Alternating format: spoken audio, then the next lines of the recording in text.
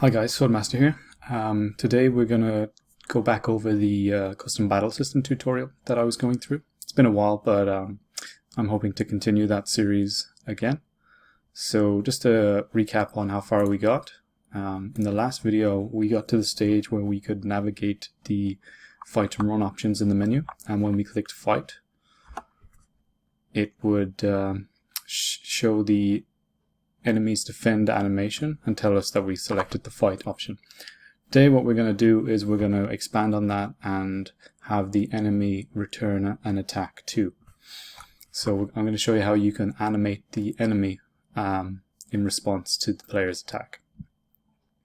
So we're going to open the battle system code, and the first thing I'm going to do is I'm going to define some empty functions here that is going to contain our new logic. So this will make it easier for us to organize some of the code. So the first function I want to define is called doPlayerAttack. Okay. Basically what we're going to put in here is we're going to put all the code in where the player attacks, and after that we're going to have another function down here called handlePlayerAttack.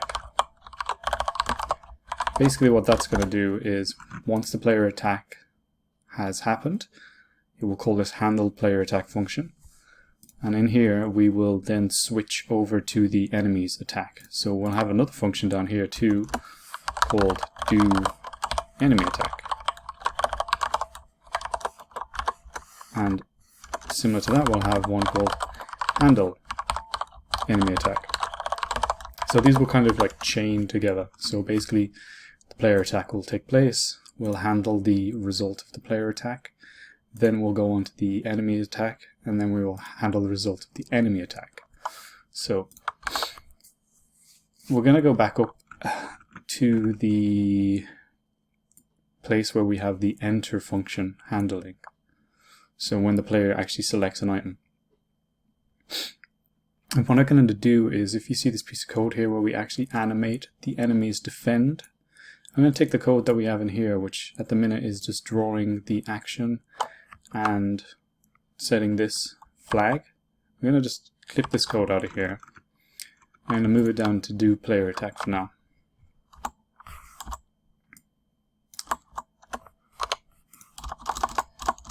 Okay. I'm just going to leave that there.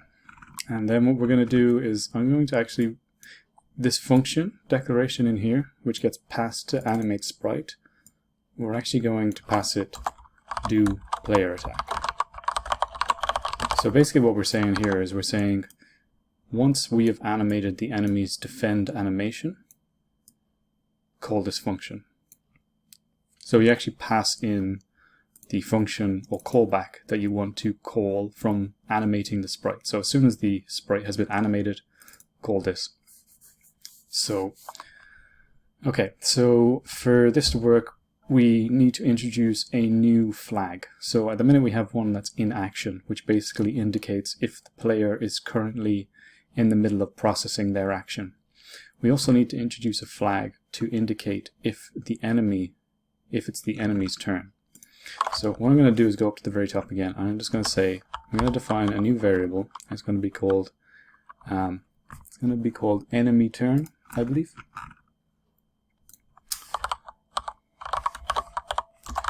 And by default we'll just set that to false. Okay. So what this will do, this will control whether or not it's the enemy's turn or not when we're running some of this code that we're going to write. So basically what we're going to do is say when the enter function is called, we're going to modify this if statement here.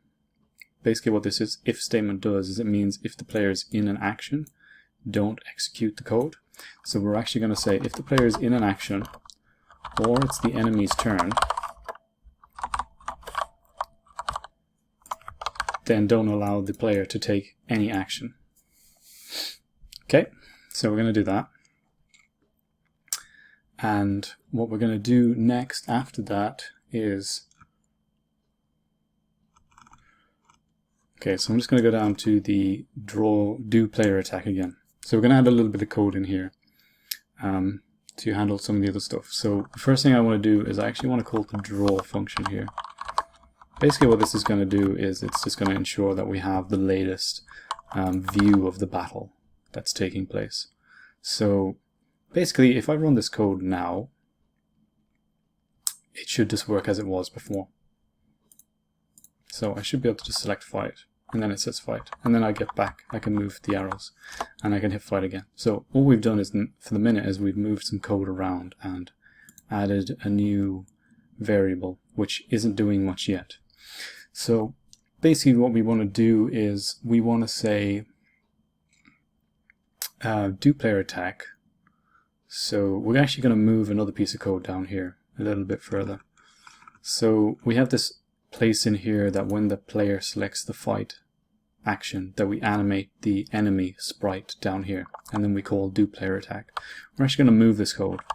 So I'm actually going to call do player attack straight here instead.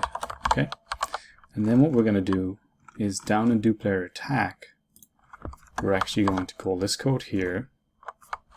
So we're going to animate the sprite, but rather than call do player attack, we're going to call handle player attack, which is the piece of code that we want to run after the player has attacked. So we also need to move this in action false down here, because we only want to say that the player is not in an action after that animation has actually played. Okay, so again, if I rerun the code, I should see the exact same behavior as I did. Yep, so it's pretty much the same.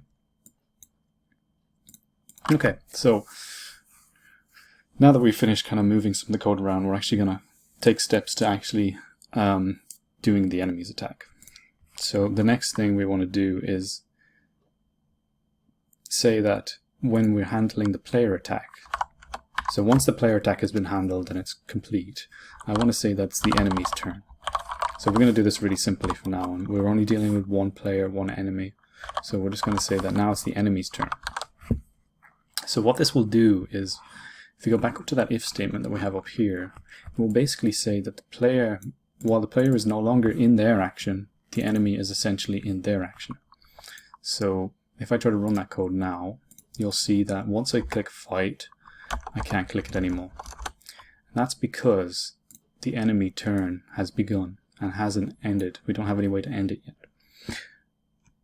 So it's going to be pretty simple. It's going to be very similar to the way the player attack plays out. So what I'm going to do is from handle player attack, we're just going to call do enemy attack. So this is like a chain of calls in the functions. So once the player attack is completed, essentially handle the outcome of that. Once it's been handled, call the enemy's attack. And the same for that, once the enemy attack is completed, handle the enemy's attack. Okay, so in the do enemy attack, it's pretty simple. We need to copy the same code up here for drawing what's currently happening. So what I'm going to do is I'm going to say, rather than display the current action, I'm just going to say enemy attack. Okay, so if we run this piece of code now, what we should see is I click fight, and then we see the words enemy attack show up. Okay, so we want a bit more than that. We actually want to show the enemy attacking. So to do that, similar to the way we show the enemy be defending, we need to animate the enemy sprite on the board.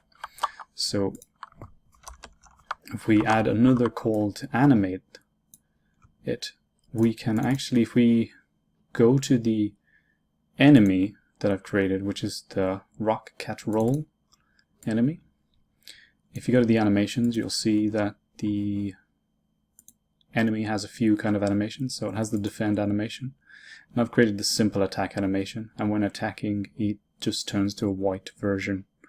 You might have much more exciting animations to use than what I have, but this is good enough for our purposes. So I'm going to use the attack animation in this case. So we're going to animate the enemy's attack, and then we're going to call the handle the attack. So what we're going to see now is we're going to see the animation, but Okay, so we saw very briefly, if I just run that again, you'll see him go red when I attack. Okay, so I actually have to rerun the code just to show you that part because we haven't completed it yet. So if you watch very carefully, you'll see him go red and then him go white. Okay, it's quite fast at the minute. I'm gonna show you how to kind of slow that down. But before we do that, I'm just going to show you what code we need to put into the handled attack. So basically at the end of handling the enemy's attack, we want to redraw the current display, and we want to actually say that the enemy's turn has now ended, which means that the player can attack again. Okay, so if we do that now, if I select that, you'll see I can just keep doing that over and over again. There's no changes to any of the stats here when I get attacked. We will cover that in the next video, but this is just showing you how you can kind of trigger a response to the player's attack. So if you notice, there's one thing that happens is when I attack, the enemy immediately attacks back. There's basically zero delay. And maybe to make it clear to the player, you want to have a bit of a delay there. So in the RPG Wizard, you can actually use a delay function. So what I'm going to do is I'm going to say when we handle the player attack, rather than immediately call the enemy's attack, we're actually going to delay that. So to do that, there is a function in the RPG Wizard called RPG code delay. And basically what you can do with this function is you can delay the execution of a piece of code by a certain number of milliseconds. You can even loop the code if you want, but we're not going to loop it. So basically I'm just going to type rpgcode.delay. It's in milliseconds, so 1 second is what I want, so that's going to be 1,000 milliseconds. And then what I'm going to do is I'm going to say, once a second has passed, call do enemy attack. And the last parameter is, do I want to loop this code? No, I don't. So this will introduce a 1 second delay. So if I rerun that, I should see a 1 second delay there, and then the enemy did the attack. Now you can make that longer if you want. I can show you 3 seconds, etc.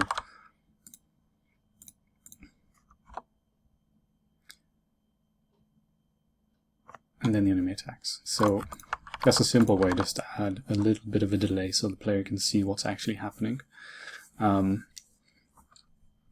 There are other ways in JavaScript to do delays, but this is a simple way to do it within a program in the RPG Wizard.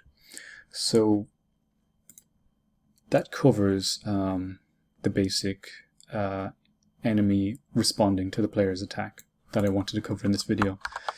In the next video, we're actually going to take a look at the enemy taking damage when we attack it, and the player taking damage when the player is attacked. And then we will see that when the player or the enemy's health is reduced to 0, we'll have either a victory or a defeat outcome to the battle. So that's what I'm going to show you in a future video, which I'll hopefully release soon, maybe a few days after this one. I hope to get back to regularly releasing these videos and actually finishing this tutorial series. Just to mention that if you're actually looking to get all the code for this tutorial series, I've created a new GitHub repo, which I'll link in the description of this video. And inside this repo, I have the complete scripting tutorial project. So if you want to get all the code and the entire project at once, all you need to do is go to this GitHub repo and then go to code, and you can download the entire thing as a zip, and you can then open up the project yourself inside the editor and use it that way. So I hope to add multiple tutorials under this repository in the future, but this just saves you from having to manually copy each file from the main RPG repository, RPG Wizard repository.